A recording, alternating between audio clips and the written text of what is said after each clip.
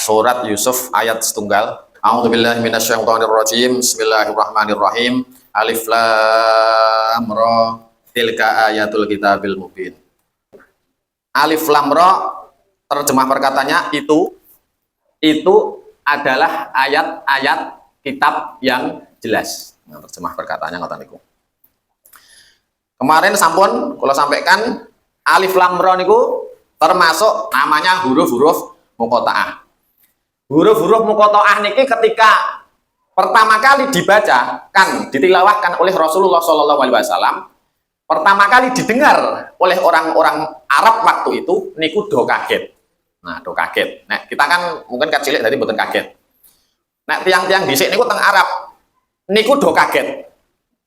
Kok ngerti-ngerti Nabi Muhammad, kok ngerti-ngerti nek wong kafir, kok ngerti-ngerti Muhammad, ngerti-ngerti ngomong huruf-huruf kuwi kok ngerti-ngerti diwaca ki ngopo. Nah, akhirnya mereka penasaran. Artosipun pun apa? Artinya apa? Huruf-huruf muqatta'ah itu adalah huruf-huruf yang maknanya itu Allah Subhanahu wa taala a'lamu bil muradihi. Allah Subhanahu wa taala lebih tahu terhadap maknanya. Nah, ini maknanya kita tidak tahu. Potongan-potongan huruf seperti ini, kados ngeten niki, niku di dalam Al-Qur'an ada 29 surat. Enten 29 surat dari sebanyak 114 surah di dalam Al-Qur'an yang ada diawali dengan huruf-huruf muqatta'ahnya. Ngoten niku. Jadi teng Al-Qur'an niku ternyata nggih enten potongan-potonganipun, urusan potong-memotong niku tidak cuma ada di dapur. Dapur motongi bawang, potongi lombok. Niku di Al-Qur'an juga ada huruf-huruf yang terpotong-potong. Kemudian enten teng Idul Adha niku nggih enten potong sapi, pas ulang tahun nggih enten potong kue, Agustusan enten potong tumpeng, terus bapak-bapak niku nggih ket cilik sampun dipotong-potong. Potong-potong kukune, potong rambute, alih potong pusaka. Lanjutnya huruf muqatta'ah di dalam Al-Qur'an ada 14. Dek wingi pun sampun saya sebutkan, terkumpul dalam kalimat nasun hakimun qat'an lahu sirrun. Termasuk ada nasun hakimun qat'an lahu sirrun. Jadi nun shad ha kaf ya mim qaf ta ain alif lam ha sin kalih ra. Dan itu dikumpulkan menjadi sebuah kalimat yang artinya yaitu nas yang berhikmah secara pasti dan memiliki rahasia.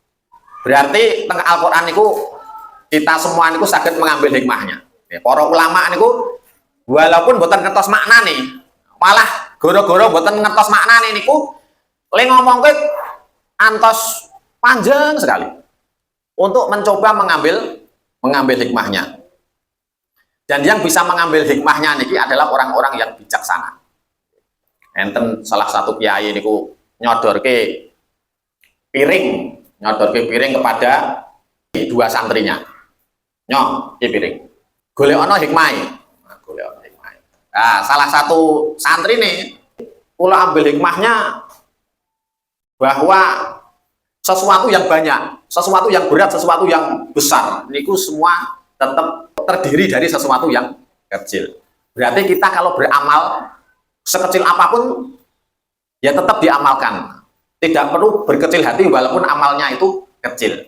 Oke, santri yang kedua, oh ngapunten yai pun grek-grek penulo caracir segone mboten ketemu kebijaksanaane mboten ngertos teng pundi niku wau kan. Orang bijaksana melihat sesuatu yang remeh, dia akan bisa mengambil hikmah.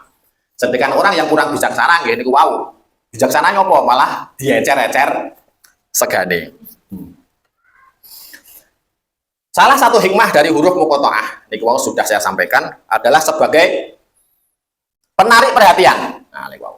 Jadi orang kafir krungu awal niku do kaget. Ki ana apa? Kok tiba-tiba ada disebutkan huruf-huruf muqatta'ah. Jadi memang Al-Quran itu selalu bisa Al-Quran itu selalu bisa menarik perhatian pembacanya dan orang yang mendengar. Nah, dulu ketika Al-Quran pertama kali diperdengarkan kepada orang-orang kafir, niku ayat pertama wis marai kaget, dereng rampung kagete mergo krungu ayat pertama. Niku disebut ke ayat kedua, pun kaget melih. Kemudian disebut ke ayat ketiga, durung mari kagete, goro-goro krungu ayat pertama kedua. Niku krungu ayat ketiga itu pun kaget melih. Jadi betul-betul mampu menarik perhatian orang yang mendengarnya pada waktu itu.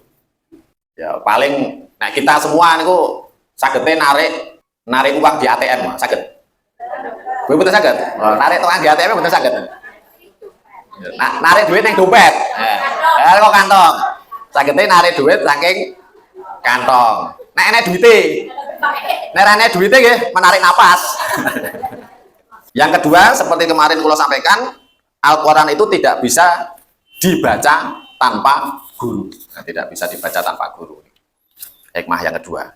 Jadi tidak ada ceritane Al-Quran itu bisa dipelajari sendiri.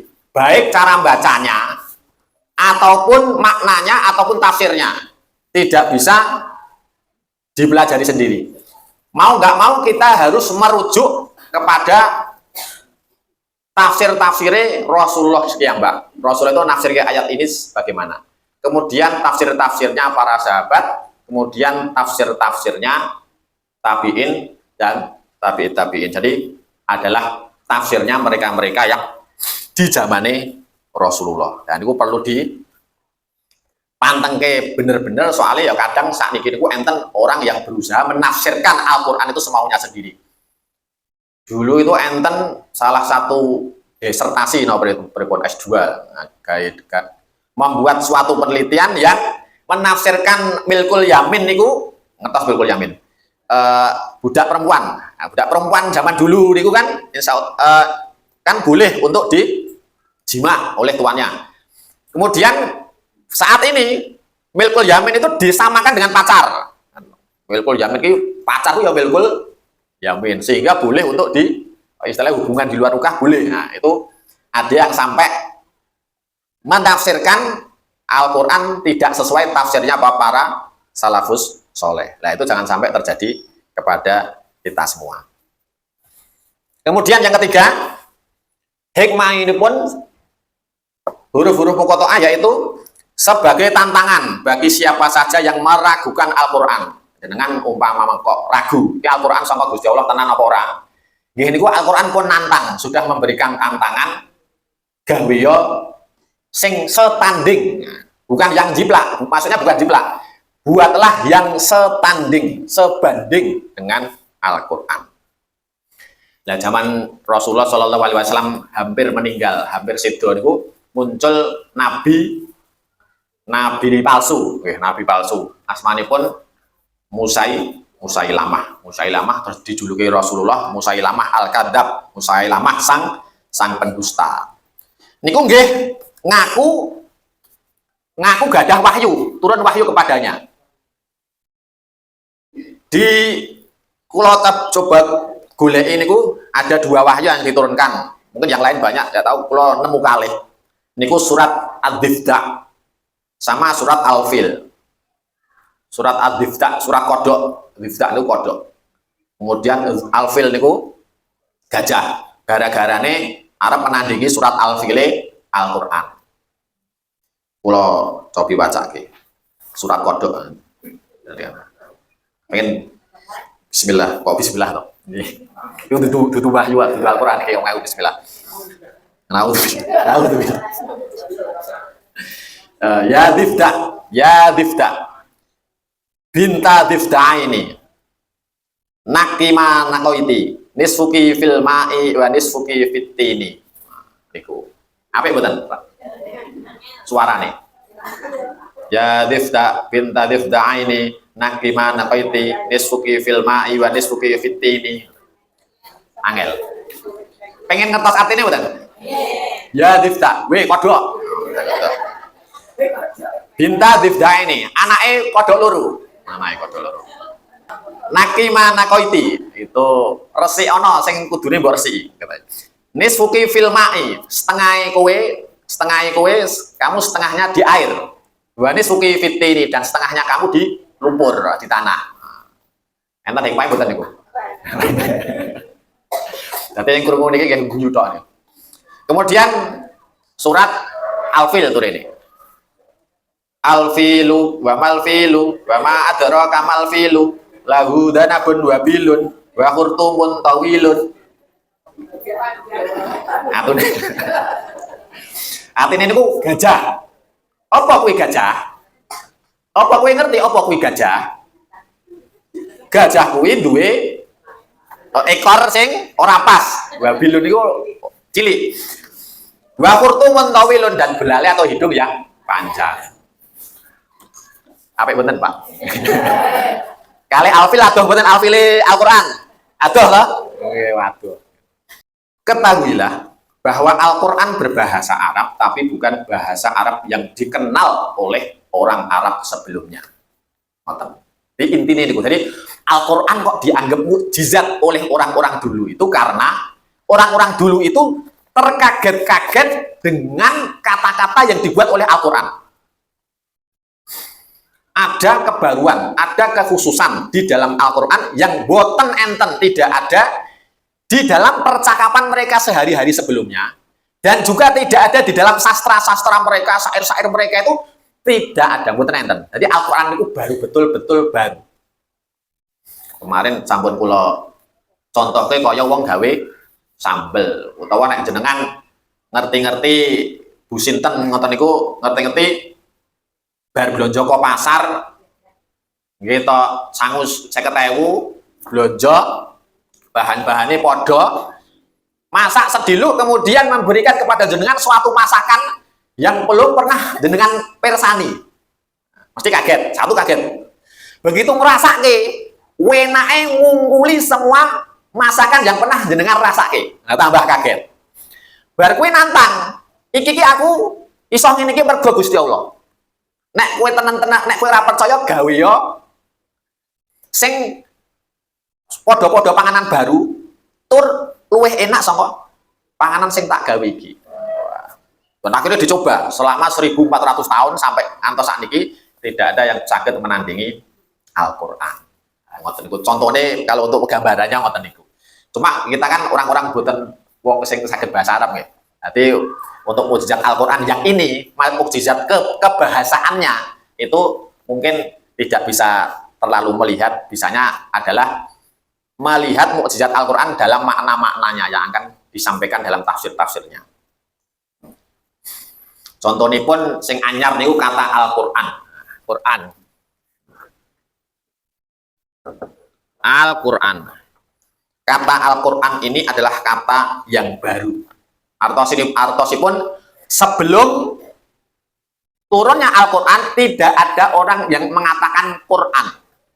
Jadi Al-Quran itu ada yang pernah sinau bahasa Arab. Niku bahasa Arab niku asalnya 3 huruf nggih. Dari qoro'a artinya membaca. Kalau kita nggih enten umpamanya minum. Minum itu bisa jadi meminum, terus peminum, diminum, meminumkan, meminumi, minumlah, minumkan, dan lain sebagainya. Nah, orang Arab tahu qoro'a. Kemudian juga tahu makru'un, juga tahu. Nah, makru'un ngeten juga tahu. Makru'un yang dibaca itu nggih ngertos. Pernah mereka gunakan. Kemudian qira'atun nggih pernah. Qira'atun pembacaan qira'ah niku nggih pernah. Tetapi sebelum turunnya Al-Quran, mereka tidak pernah menggunakan kata Qur'anun. Nah, Qur'anun. Tetapi nggih paham, maksudnya paham. Walaupun kata-kata ini kata baru, tetapi paham, oh itu diambil dari kata Qur'an. Jadi iso saged ngapa ngira-ngira maknane itu saged. Kemudian kata ayatun. Kata ayah ngaten nggih. Ayat niku kan artinya tanda. Nah, ayat artinya tanda juga bisa diartikan mukjizat. Untuk menyebut ayat-ayat di dalam Al-Quran, poin-poin di dalam Al-Quran. Niku nggih dereng nate. Dereng nate orang Arab menyebut di dalam kitabnya, poin-poinnya kok disebut ayat, niku dereng nate. Kenapa kok orang Arab niku tetap paham? Walaupun kata-katanya baru. Bilang presiden enten kata-kata gemoy. Gemoy apa gemoy? Gemoy. Ngetos maknanya jangan. Ya.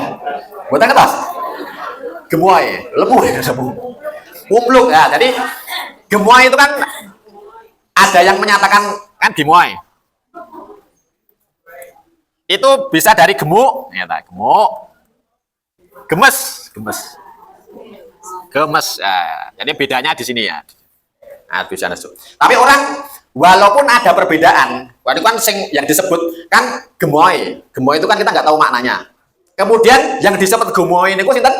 Pak Prabowo. Akhirnya disegadok ke gemoy artinya apa? Kok yang disebut gemoy kok Pak Prabowo? Oh, berarti gemoy itu maksudnya mungkin gemuk, mungkin gemesin. Nah, gitu. Kira-kira ngoten niku. Jadi, mengapa Al-Qur'an tetap bisa difahami walaupun kata-katanya baru? Itu karena digunakan sesuai konteksnya. Nah, orang akan menebak-nebak maknanya apa toh? Dicari gaduk-gaduk aneh karo kata sebelahnya dan kata-kata depan dan belakangnya. Contoh lain nggih. Kata-kata santuy. Ngetos kata santuy. Santai saat ini cah nom-nom mboten moh ngomong santai, tapi santuy. Ya saat ini diganti ya. Terus ayo cuy. Pergi cuy ya, pergi yuk. Nah,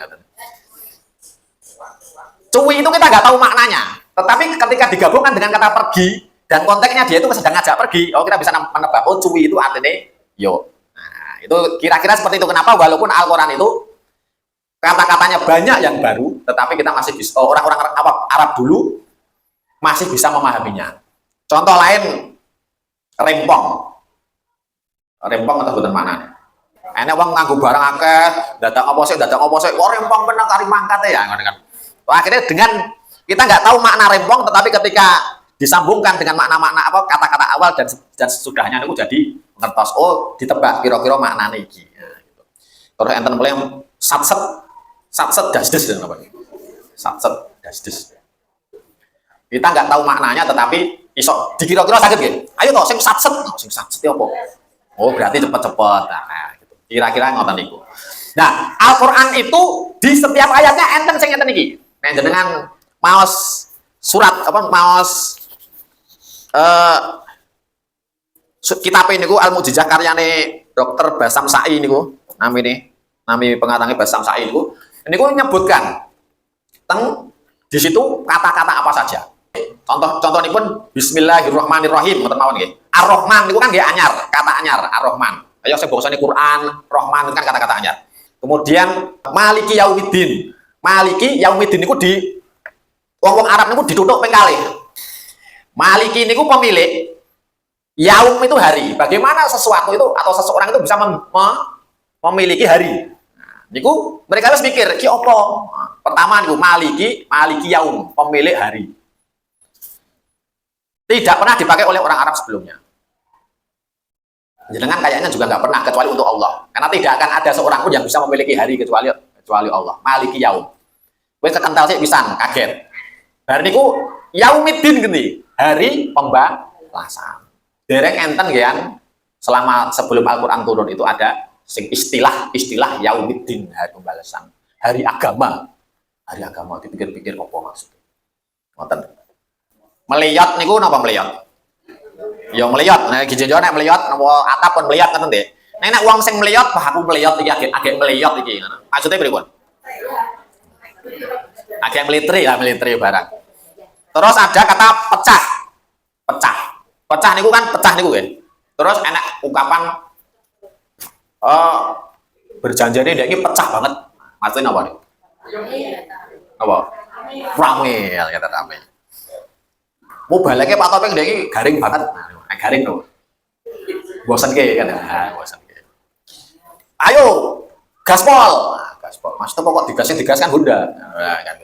Jadi Al-Qur'an itu juga salah satunya juga menggunakan istilah-istilah yang biasa dikenal, tetapi digunakan dengan cara lain. Kados ngeten iki wau. Nah, dan itu bukan hampir, di setiap ayat enten.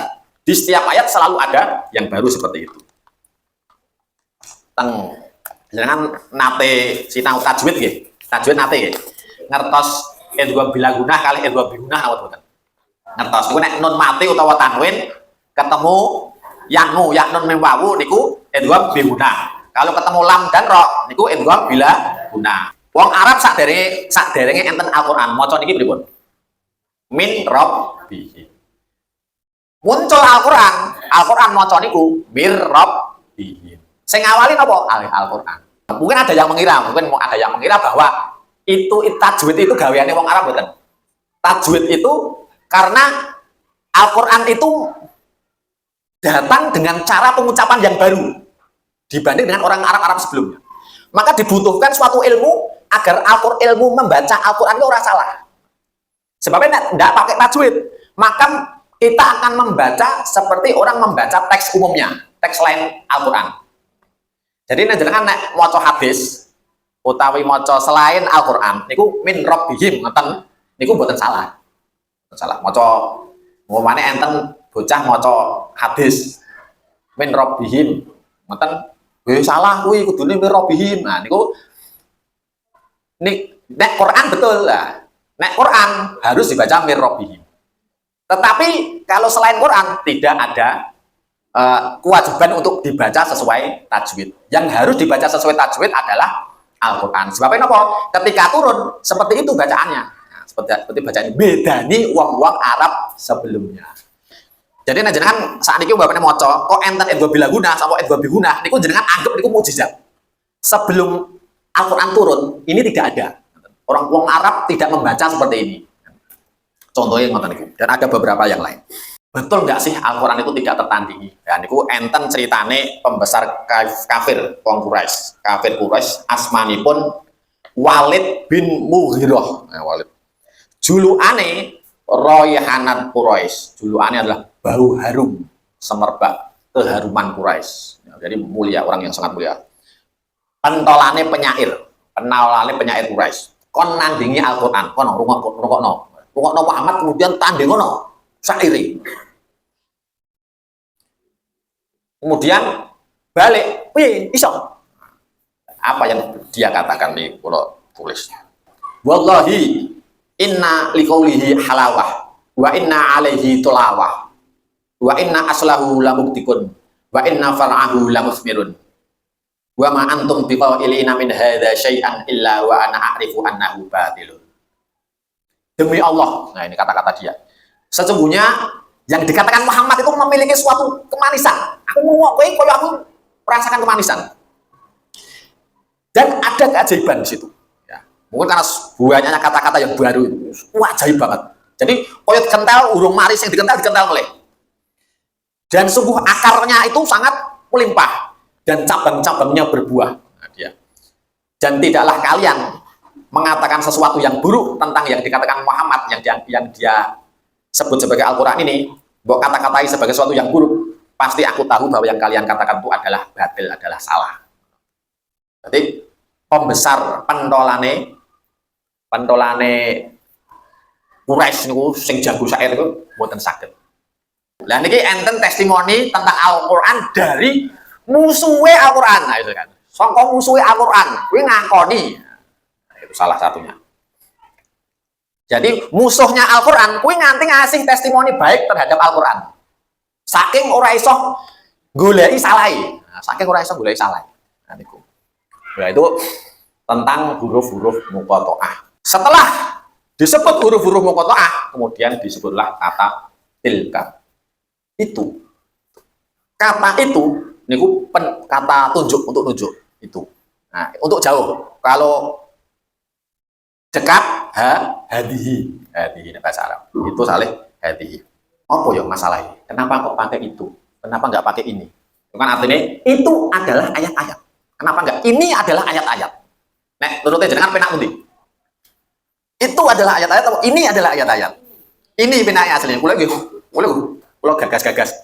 Kok nganggu itu ya Gusti Allah ya? Kok nganggu? Ini adalah ayat-ayat. Kan yang sedang kita baca. Ini adalah ayat-ayat. Ini Al-Qur'an. Nah, ini Al-Qur'an. Lah ternyata jenengan tingali teng Al-Qur'an cobi mengke, ketika ada Al-Qur'an itu nanti pakainya hadza. Ini. Ketika kata-kata Al-Qur'an itu pakainya hadza Al-Qur'an. Tetapi ketika pakai kata-kata kitab, nah, pakai kata-kata kitab itu pakainya itu. Alif lam mim dzalikal kitabul la raiba fihi, itu adalah kitab.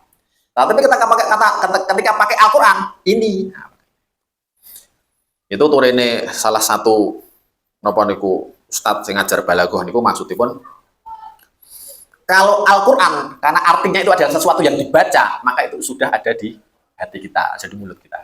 Cedak, Al-Qur'an cedak. Tetapi kalau kitab, nah turene nek kitab ini ditunjuknya pakai itu karena dia memang jauh. Berisi ketetapan, burung sampai tekan ke kita. Tapi ketika sudah sampai, maka kita pakai ini. Tetapi di sini, teng Sofatut Tafasir, karyanya As-Sobuni ini, mengapa dipakai itu? Itu menunjukkan derajat tinggi. Meniko. Mengapa pakai itu? Penyebabnya adalah untuk menunjukkan sesuatu yang sangat mulia. Tilka ayatul kitab. Nah, ayat tadi. Ayat niku artinya tanda-tanda. Tanda-tanda yang tampak. Yang menunjukkan pada sesuatu yang tidak tampak. Neng dhuwur meja makan enten panganan, masakan sampun mateng kabeh. Terus Bu, apa Pak? Meja dapure dhewe ki elok banget lho. Lho ngopo kok elok banget? Mau sadurunge aku turu, kowe urung enak apa-apa. Ndang aku turu, aku tangi meneh. Kowe wis enak apa-apa. Berarti elok banget yo. Meja dapur. Ya ora ngono, Pak. Kowe iki tandane, nah tanda ayate kuwi sebagai ayat tandane enek sing masak, Pak. Nah, ngoten to. Jadi adanya makanan itu adalah tanda adanya pembuat makanan. Adanya alam semesta menjadi tanda ayat adanya pencipta. Adanya Al-Qur'an yang begitu indah, begitu pun penuh kebaruan menjadi tanda adanya pembuat Al-Qur'an yang bukan manusia. Soalnya apa? Soalnya manungsa ora iso gawe, mboten saged gawe yang seperti ini. Lanjut, Al-Kitabul Mubin. Al-Kitabil Mubin. Kitab yang menjelaskan. Kitab yang jelas dalam penjelasannya. Napa niki? Alkitab Al-Mubin ku napa? Tafsir Ibnu Katsir menyebut yang dimaksud adalah Al-Qur'an. Kenapa kok disebut dengan kitab yang jelas, yang menjelaskan? Yang pertama, karena menjelaskan hal yang samar. Niku teng kitab tafsir Ibnu Katsir. Menawi teng Jalalain itu karena menjelaskan yang hak dari yang batil. Kemudian teng kitab tafsir At-Tabari niku disebut kitab yang menjelaskan karena menjelaskan yang haram dan yang halal. Kemudian di tafsir Ar-Razi niku kenapa disebut kitab yang menjelaskan, yaitu kitab yang menjelaskan mukjizat-mukjizatnya yang tak terbantahkan. Nah, itu maksudnya Al-Qur'an. Ada juga yang menyatakan bahwa yang dimaksud Alkitab Al-Mubin itu adalah surat Yusuf. Niku tersebut teng tafsir Al-Baydawi. Lah niku nggih sami mawon. Al-Qur'an itu juga termasuk surat Yusuf juga termasuk di dalam Al-Qur'an. Maka faedahnya ayat pertama niki adalah para bapak, para ibu, Allah niku tidak meninggalkan kita. Berarti jenengan niku mboten diciptake terus dijarke, mboten. Tetapi diturunkan Alkitab, diturunkan Al-Qur'an sebagai pedoman hidup kita. Mboten. Maka bila kita pakai Al-Qur'an sebagai pedoman hidup, maka hidup bisa jelas, bisa terang. Ya. Dan kadang semeruweng ya. Urip niku kadang semeruweng, penuh masalah, pengen nangis, pengen naudzubillah, koyo-koyo ngopo urip nang dunia iki dan lain sebagainya. Maka Allah Subhanahu wa taala sudah menurunkan Al-Qur'an sebagai pedoman kita. Maka setiap hari sepantasnya lah kita ini menasihati diri kita sendiri dengan Al-Qur'an. Jadi sering buka Al-Qur'an, sering maos terjemahannya untuk menasihati diri sendiri. Sebabnya apa? Sebabnya agar lampu yang menerangi hidup kita ini semakin terang. Mungkin ya kita ini merasa hidup kita ini sudah full gitu. Tetapi begitu kita membaca Al-Quran, oh ternyata ada bisa lebih terang lagi dan bisa lebih terang lagi. Karena nasihat yang paling pas, yang paling tepat, dan yang paling bisa menasihati manusia niku nggih Allah. Sing sakit menasihati dan nasihatnya pasti benar, pasti tepat untuk segala urusan kita di dunia. Niku Allah sing menciptakan kita. Jadi monggo jadikan Al-Qur'an sebagai pedoman hidup. Ketika napa niku gelap. Dengan pernah mboten gelap. Gelap utangnya akeh gitu. Nek utangnya akeh mesti gelap. Soal pernah ngrasake soalnya. Nek utangnya akeh ora iso bayar gelap. Gelap. Banyak engkang dulu naudzubillah. Cerita-ceritaan Quran kata. Maka pada waktu-waktu sangat-sangat dada ini sangat sempit, sangat sempit. Niku di bawah Al-Qur'an. Jenengan akan lihat lagi janji-janji Gusti Allah. Wes semuanya itu untuk Allah, hidupnya itu Allah. Soalnya nek urip untuk Allah tenang. Urip niku tenang, soalnya mboten kepengin napa-napa. Nek urip kok jek kepengin diri sendiri, niku biasanya nggih sumber ora penake nggih niku. Makanya kita itu tidak hanya belajar fikih, tapi juga belajar bertasawuf. Tasawuf niku ya berusaha istilahnya membersihkan hati dari keduniawian. Orang kalau sinaune fikih tok, buatan sholat sunat. Lah sunah kok. Nah, kata. Sholatnya orang yang awal waktu, peng pucuk-pucuk kari mang menit agak sholat. Lagi kan dosa kan. Niku umpamane wong sinau mung fikih tok. Tapi kalau sama tasawuf, orang tasawuf itu piye carane sunah dilakoni kabeh. Jadi penting kita ini selain sinau fikih, kita juga sinau tasawuf. Ati piye carane resik, piye carane aku ki ora duwe dengki. Piye carane aku ora duwe riya, piye carane aku ora pengen nglarani kancaku. Piye carane aku itu punya pikiran ben aku tak sing ngalah, ben aku sing kalah, gak apa-apa, aku njaluk ganjaran Gusti Allah. Kan angel ngoten niku. Ya alhamdulillah ngoten mawon. Apabila ada salah-salah katanya niku dari kesalahan saya, apabila ada kata-kata yang menyinggung boten niat nyinggung, muga nyuwun kula nyuwun agunge pangapunten. Wabillahi taufiq wal hidayah. Assalamualaikum warahmatullahi wabarakatuh.